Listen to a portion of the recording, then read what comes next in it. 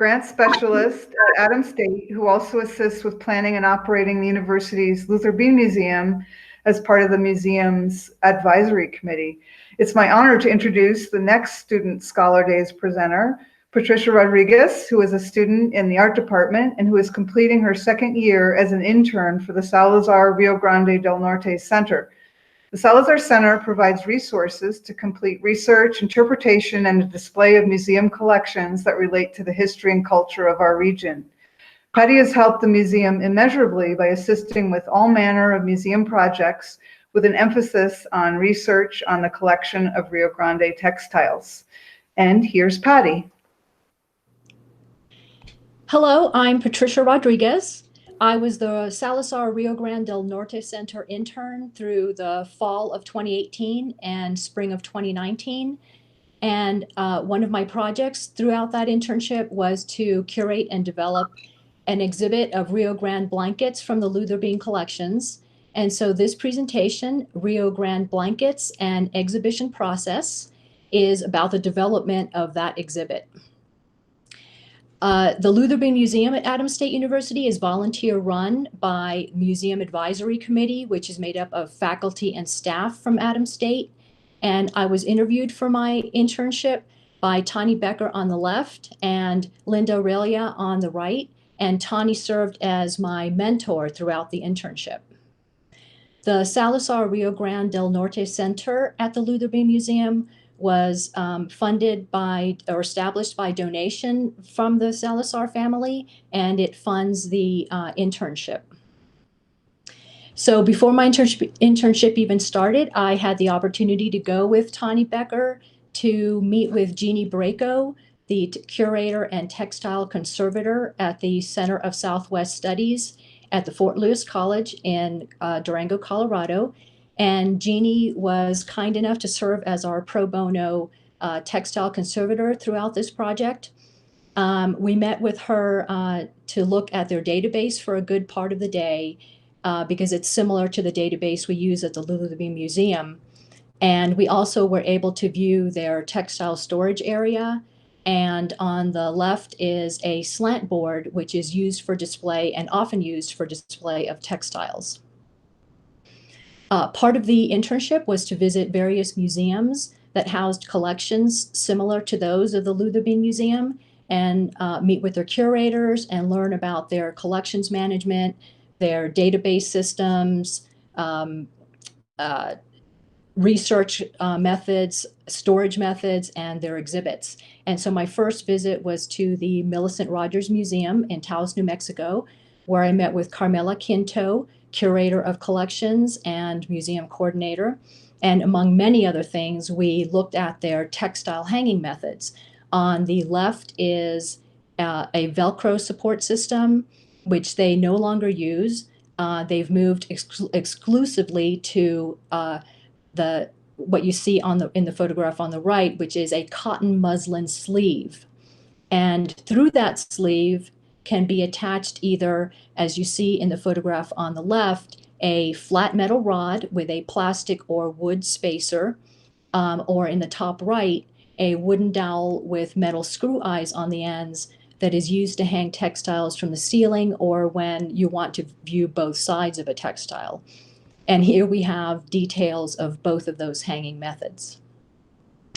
While at the Millicent Rogers Museum, I had the opportunity to view their newly hung exhibit, A Feast for the Eyes, Rio Grande Blankets from the collection. And I spent a lot of time in this exhibit looking at the wide variety of textiles, Rio Grande textiles, looking at weaving techniques and details, at dyes, and at patterning and designs of the textiles. Also, in other exhibits at the Millicent Rogers Museum, I was able to view a European horizontal treadle loom, which we see in the photograph on the left. And it's a very large, very bulky structure, but it has a very narrow weaving area. On the right is a Navajo loom. This is a small version designed for this particular exhibit at the museum. But it's very versatile. It can be made very large and weave very wide textiles, such as the chief blankets that you see on the wall behind that loom.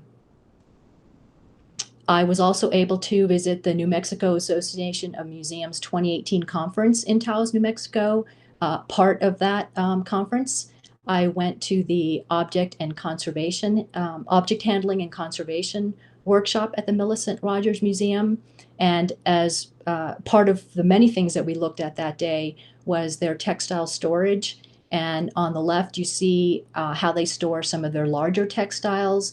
And on the right is the storage for the small textiles, which are housed in cabinets. And I loved the curator's cart.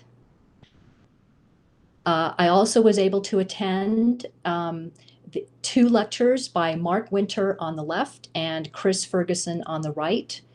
Taos Trade Through Textiles, Parts 1 and 2. Part 1 was Saltillo and Rio Grande blankets. And here we see a Saltillo blanket that is a Mexican woven textile. And here we see Rio Grande blankets. And the textile on the left is a very early Rio Grande blanket where they used only indigo dye. And the brown and the white colors are natural undyed sheep wool colors. I also attended the second lecture, which was about Navajo blankets. And I attended that lecture because at the Lutherby Museum, we do have Navajo blankets in the collections. Next, I went to Nella Traditional Arts in Chimayo, New Mexico, where I met with Irvin and Lisa Trujillo and their daughter, Emily. Irvin is a 7th generation weaver. He comes from a very long line of weaving family. Lisa is also a weaver, and Emily, their daughter, is learning the weaving arts.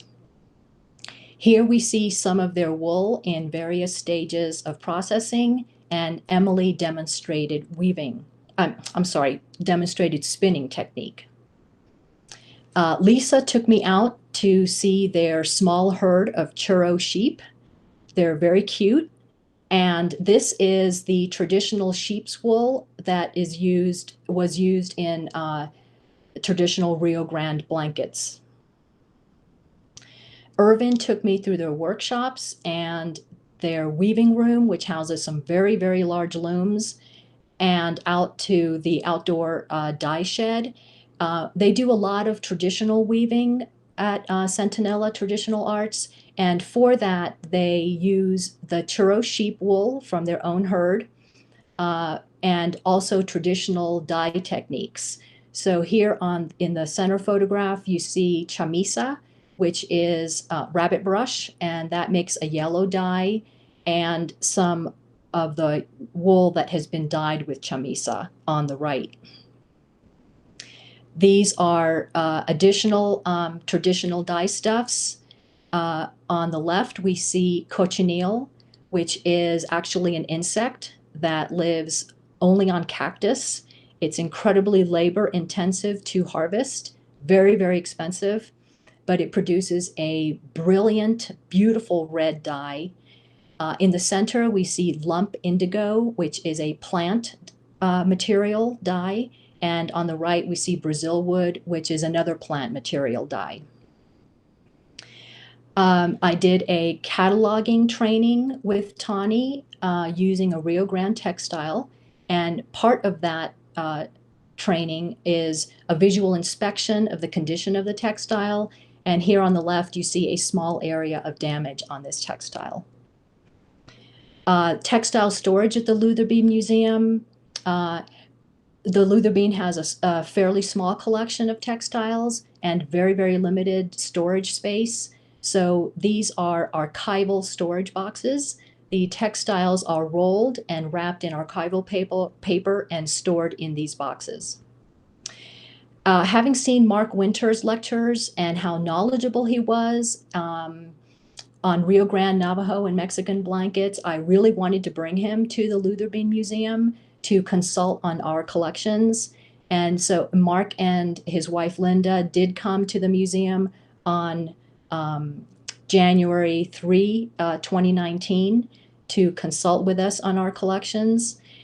We were able to view about 25 blankets throughout the course of that day. and gathered a lot of very valuable information and insights on the Luther Bean collections, for which we're very grateful. The next part of planning the exhibit was to view all of the textiles for stability, to determine the hanging face and the hanging end. And this textile in particular was excluded from the exhibit because it had some areas of damage that we were concerned might be stressed by hanging. The Luther Museum has very limited wall space, and so this exhibit was going to hang in the stairwell between the main level and the mezzanine level of the museum. And I had done wall measurements and textile measurements and gone through various iterations of which textiles might hang on which walls. And we were fortunate to work with Tom Worley from Facility Services. He was very attentive to our concerns for the care of the textiles. He brought with him a very large cardboard mock-up. It started something like 8 by 10, and we kept cutting it down to the various sizes of the textiles. And we moved that around on the various walls to determine the hanging heights for the textiles. Another part of the exhibit design was determining our support system for the textiles, and we decided on a Velcro support system, partly because it distributes the weight of the textile very evenly, and also it's strong enough to support very heavy textiles.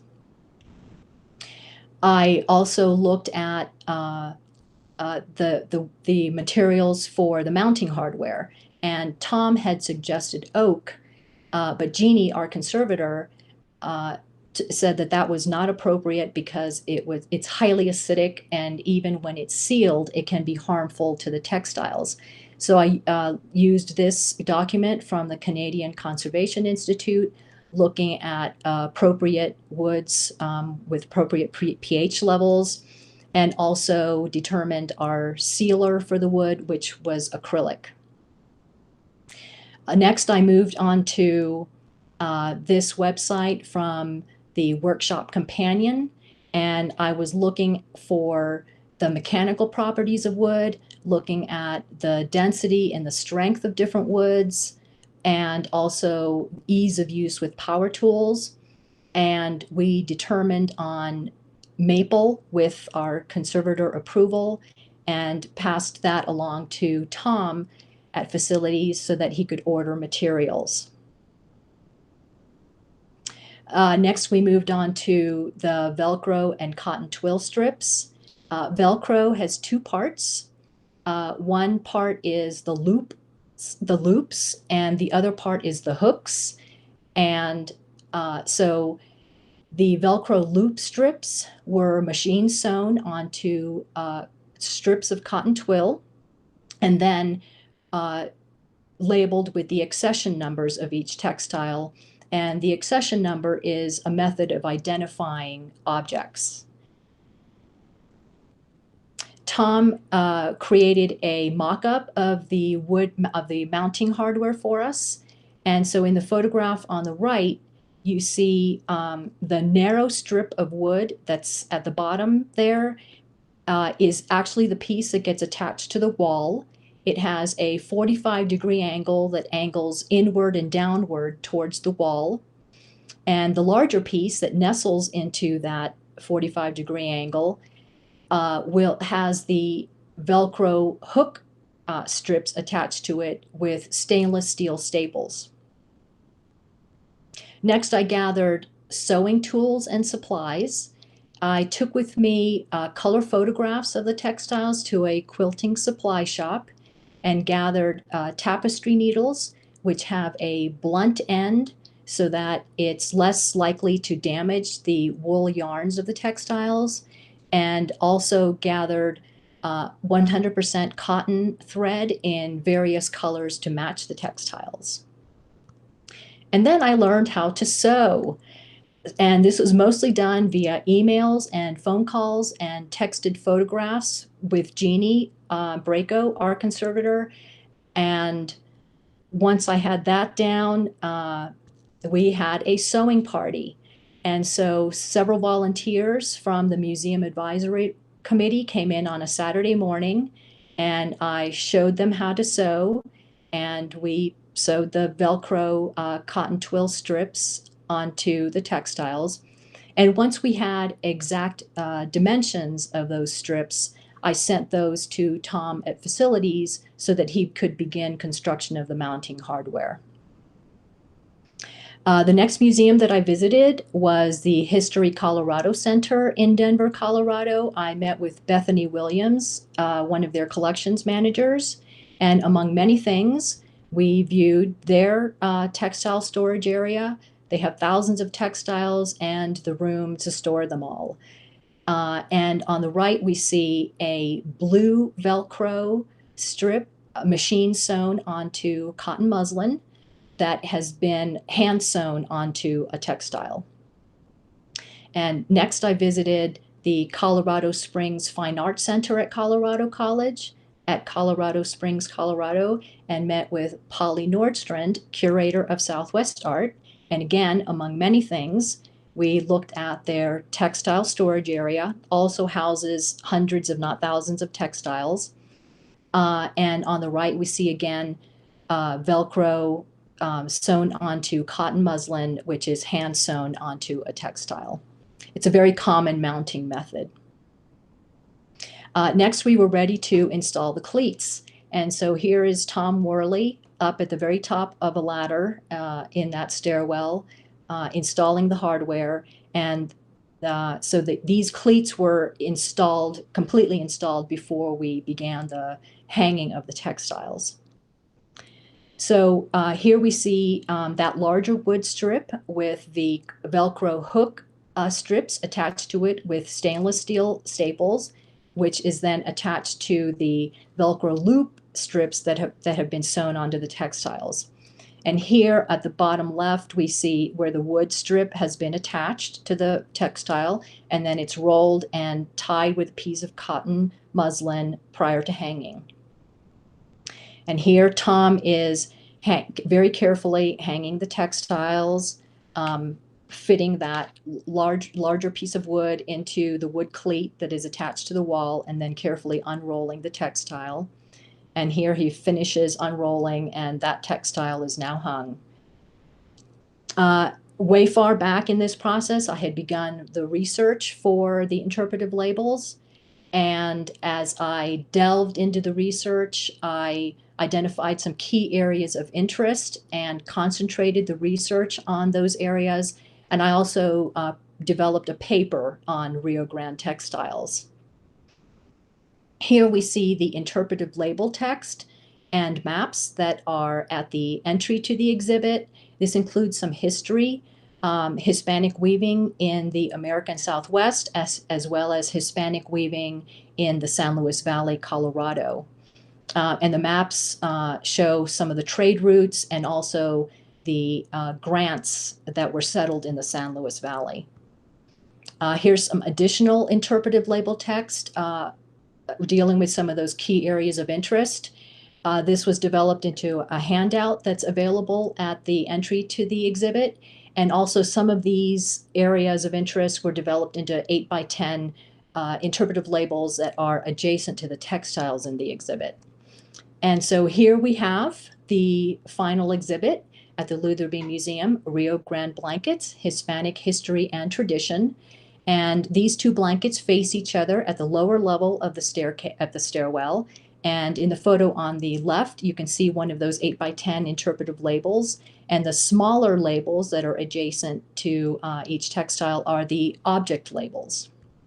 Here on the left and middle, we see the two blankets that face each other on the upper level of the stairwell. And on the right is a blanket that is on the mezzanine level. So this is my a selected bibliography and also a photo of some of our Museum Advisory Committee members. And this concludes my presentation. Thank you very, very much.